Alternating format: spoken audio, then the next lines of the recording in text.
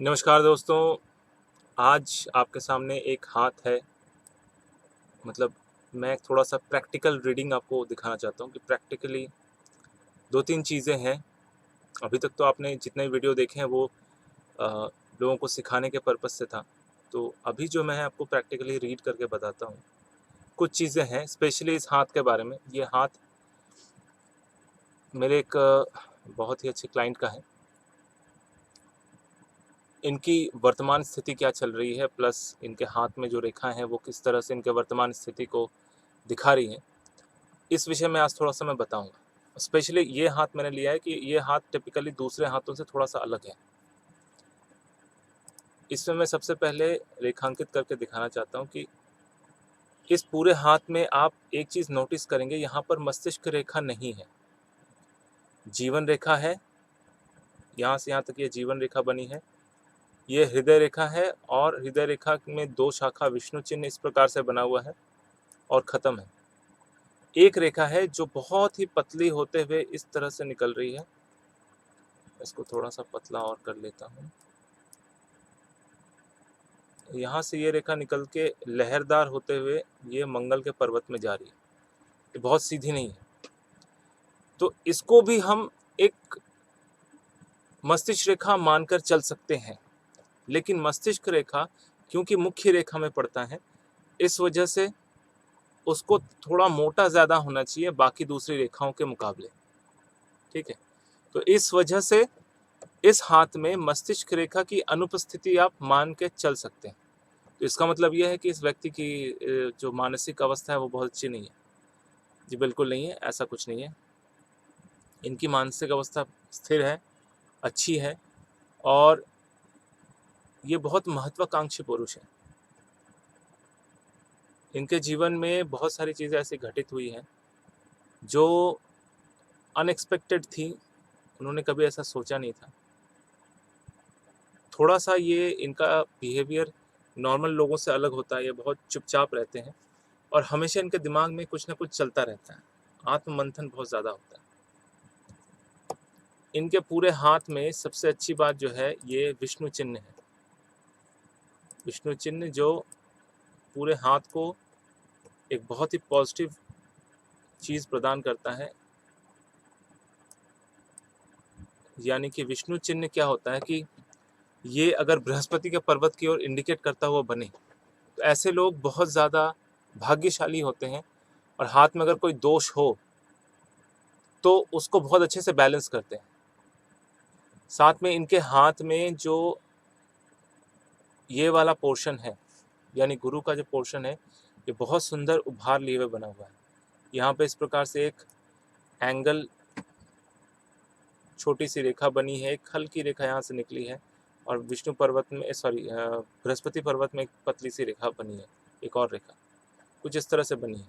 Otherwise ये विष्णु चिन्ह बहुत सुंदर सा बना हुआ है। इनके हाथ में एक और अच्छी बात यह है कि भाग्य रेखा इस प्रकार से आकर यहाँ तक आई है निकल के, उसके बाद स्प्लिट हो गई है दो भागों में। एक इधर जा रही है, एक इधर जाकर यहाँ पे खत्म हो रही है और एक राहु के क्षेत्र में ट्रायंगल भी बना हुआ है जो कि दो बिजनेस लाइन हाथ में बताया जा रहा है। प्लस इसको स्वास्थ्य की रेखा भी कहेंगे। एक मुख्य भाग में त्रिकोण भी बन रहा है। तो इनको इनहेरिटेंस मतलब अपने पिता के तरफ से अच्छी खासी प्रॉपर्टी मिली हुई है। प्लस आने वाले टाइम पे ये अच्छा खासा पैसा भी बनाएंगे। इनके हाथ में ऐसी एक चीज़ है जो इनको बहुत ही, एक तरह से कह लीजिए, धनवान बना सकती है। ऑलरेडी ये धनवान है, इनके पास प्रॉपर्टी है, बट कैश फ्लो बहुत कम है इनके पास। जो उससे कहते हैं ना कि आपके पास कैश फ्लो रहे, आप अगर मनी देखें तो आप थोड़ा सा फील अच्छा करते हैं कि मेरे पास पैसे हैं, लेकिन उस वैल्यू को नहीं देखते जो आप ऑलरेडी आपके पास है। एक अच्छी फैमिली, एक अच्छा घर, ये भी एक तरह का धन होता है, एक तरह का पैसा होता है जो आपको सेटिस्फैक्शन देता है, जो आपको पॉजिटिव एनर्जी देता है। कई लोग ऐसे हैं जिनके पास अपना घर नहीं होता, इनके पास अपना घर है। तो यहाँ पर जो मुख्य मेरा इस वीडियो को बनाने का उद्देश्य ये है कि यहाँ पर मस्तिष्क रेखा ना होते हुए भी, या आप समझ लो कि बहुत ही पतली मस्तिष्क रेखा, वो भी अनस्टेबल है। इस प्रकार से उठ के फिर से डाउन हो रही है, फिर से उठकर फिर से डाउन हो रही है। तो इस प्रकार का अनस्टेबल अगर मस्तिष्क रेखा रहे तो ऐसे व्यक्ति की मानसिक अवस्था स्थिर नहीं होती। बट ये बहुत ही शांत स्वभाव के व्यक्ति हैं। इनको ना तो गुस्सा आता है, ना तो मतलब एक कहते नहीं, बहुत न्यूट्रल फेस है, बहुत न्यूट्रल रहते हैं वो, हर एक परिस्थिति में बिल्कुल ठंडे चुपचाप। इनके पास पैसा आता है, इनको पैसा जोड़ना बहुत अच्छे से आता है, बट ये थोड़ा सा कैश फ्लो से पीछे पड़े हुए, मतलब कैश फ्लो इनके पास नहीं है, जिस वजह से थोड़े से परेशान रहते हैं। लेकिन आने वाले टाइम पे इनको कैश फ्लो भी बहुत अच्छा मिलेगा, क्योंकि यहाँ पर इनके हाथ में 2 व्यवसाय की रेखा है। बट इनको ये समझ में नहीं आ रहा है कि कौन सा व्यवसाय स्टार्ट किया जाए। तो मुख्यतः अगर पूरी तरह से हाथ देखें तो ये हाथ जो है बहुत मुलायम और थोड़ा सा बलिष्ठ, मतलब फूला हुआ लग रहा है। ऐसा लग रहा है कि ये बहुत ज़्यादा जो जिसको कहते हैं पफी, हल्का सूजा सूजा सा हाथ लग रहा है। तो पफी हैंड जो होता है ये बहुत शुभ माना जाता है, क्योंकि इसमें पर्वतों की जो अवस्था होती है वो बहुत स्ट्रांग होती है, ऊंची होती है, उभार लिए हुए होती है। क्योंकि इनके हाथ में 2 व्यवसाय रेखा है और 2 भाग्य रेखा है। भाग्य रेखा ऊपर तक नहीं गई है, उसके पहले यहाँ रुक गई है, लेकिन व्यवसाय रेखा दोनों ही ऊपर की ओर जा रही है। आने वाले टाइम पे ये व्यवसाय रेखा ऊपर हृदय रेखा को क्रॉस करके बुध पर्वत तक जाएगी। किस्मत की रेखा भी, भाग्य रेखा भी धीरे धीरे ऊपर की ओर उठेगी, जैसे जैसे दशाएं चेंज होंगी, समय चेंज होगा।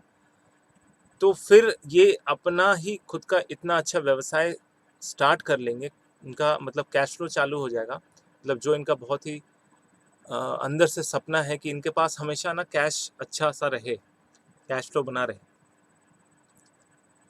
ठीक है, बाकी इनके स्थिति जो है बहुत मजबूत है, बस थोड़ी सी स्थिति यह है कि क्योंकि मस्तिष्क रेखा नहीं है, इस वजह से वो डिसीजन लेने में थोड़ा सा इनको दिक्कत हो रहा है। हालांकि बहुत शांत स्वभाव के हैं, बहुत स्थिर तरीके से हैं, लेकिन थोड़ा सा इनको किसी पॉइंट में आकर एक डिसीजन में अगर कोई इनको बता दे कि क्या सही है और क्या गलत है, तो फिर उस हिसाब से वो आगे बढ़ सकते हैं। सबसे अच्छी बात ये भी है कि इस हाथ में देखिए ऊपर जो है ना मस्तिष्क रेखा, सॉरी अपना जो सूर्य की उंगली है और गुरु की उंगली की ऊंचाई एक समान है। ऑलरेडी मैंने मेंशन किया है कि गुरु की उंगली और सूर्य की उंगली अगर एक समान हो तो ऐसे व्यक्ति जो होते हैं बहुत ही उदार प्रकृति के होते हैं, वो सबके लिए सोचते हैं। तो मेनली इनका भी ये उद्देश्य है कि इनके पास इतना पैसा आए कि ये लोगों की सहायता करे, दान धर्म कर सके। तो वो दिन भी इनके लिए आने वाला है, आने वाले टाइम पे आपको दिखेगा कि ये दान धर्म करने भी मशरूफ रहेंगे। और सबसे बेटर चीज़ इनके हाथ में एक और जो मैंने बताया कि इनके हाथ को अगर सही से आप देखें तो थोड़ा गुलाबीपन लिए हुए है। ठीक है, पिंकिश है, वैसे रंग इनका साफ है तो इस वजह से पिंकिश लुक भी थोड़ा सा आ रहा है। तो पिंक लुक होने की वजह से ये एक तरह से बहुत शुभ हाथों में माना जाता है। हथेली अगर गुलाबीपन लिए हुए हो तो इसको कमल के पुष्प के समान माना जाता है, काफ़ी शुभ चीज़ों, मतलब शुभत्व लिए माना जाता है। और इससे जो है व्यक्ति के जीवन में हर एक तरह की समृद्धि आती है, चाहे वो धन की समृद्धि हो, संतान की समृद्धि हो, या ओवरऑल अपने पूरे लाइफ में समृद्धि से जीते हैं। एट द टाइम की कुछ चीज़ें ऐसी हैं, देखिए ग्रह नक्षत्र ऐसे हैं जिसमें स्पेशली 7.5 जो है हर 30 साल में इंसान को फेस करना पड़ता है, 29 to 30 ईयर्स में एक बार फेस करना ही पड़ता है। तो उन 30 सालों में आपने जो जो कर्म किए हैं उसका फल इस 7.5 के 7.5 साल में आपको मिलने वाला है। तो हर एक व्यक्ति को उस फेज से गुजरना पड़ता है, चाहे वो कितना भी अमीर हो, कितना भी अच्छे कर्म करे, हर तरह से। तो जो अच्छे कर्म करेगा उसको 7.5 का फल अच्छा मिलेगा, जो अच्छे कर्म नहीं करेगा तो उसको फल भी वैसा ही मिलेगा। अब कुछ कुछ चीज़ें ऐसी हैं कि आप देखेंगे कि लोग अच्छे होते हैं, लेकिन उनके हाथ भी अच्छे होते हैं, लेकिन फिर भी उनको बहुत ज़्यादा भोगना पड़ता है, गलत चीज़ों को देखना पड़ता है। मतलब बहुत ही गरीबी देखनी पड़ती है कई बार पैसों की किल्लत होती है, कई बार बीमारियां बहुत ज़्यादा सताती हैं। तो ये जो है ना कुछ पूर्व जन्म के कर्मों का संचय होता है, पूर्व जन्म में कुछ ऐसे कर्म किए रहते हैं जो वहाँ पर उस जन्म में पूरी तरह से खत्म नहीं होता। उसका मिलना जो है, उस कर्मों का फल जो मिलना है वो खत्म नहीं होता, वो इस जन्म में आपके पीछे रहती है।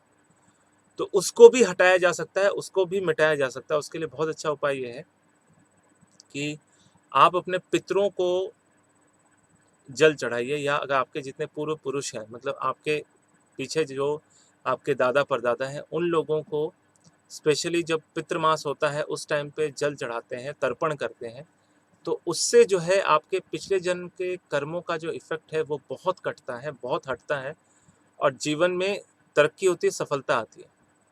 क्योंकि अगर हम अपने पितरों को संतुष्ट नहीं करते तो हमें जीवन में तरक्की नहीं मिलती। भगवान से हम जितना ही मांग लें, भगवान भी तभी देंगे जब आपके पितृ संतुष्ट होंगे।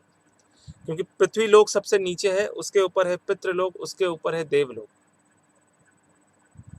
तो हम जब अपने ही आप को ठीक नहीं करेंगे, अपने पितरों को संतुष्ट नहीं करेंगे, तो हमें हमारी बात भगवान तक नहीं पहुंचेगी। ठीक है, तो इनके हाथ में मेनली ये बात मुझे बतानी थी कि इनके कुछ स्थिति ऐसी है जो इनके पूर्व जन्म के कर्मों के कारण इनको अभी ये दिन देखना पड़ रहा है। लेकिन मैं पूरी तरह से आश्वस्त हूँ कि आने वाले टाइम पर इनको इतनी कामयाबी मिलेगी, इतना पैसा मिलेगा, इतना फेम मिलेगा कि ये मतलब अनएक्सपेक्टेड होगा इनके लिए, इन्होंने कभी सोचा नहीं था। क्योंकि पिछले जन्म में इन्होंने अच्छा कर्म भी किया है, जिसका फल अभी मिलना चालू होगा, और इस जन्म में तो किया ही है।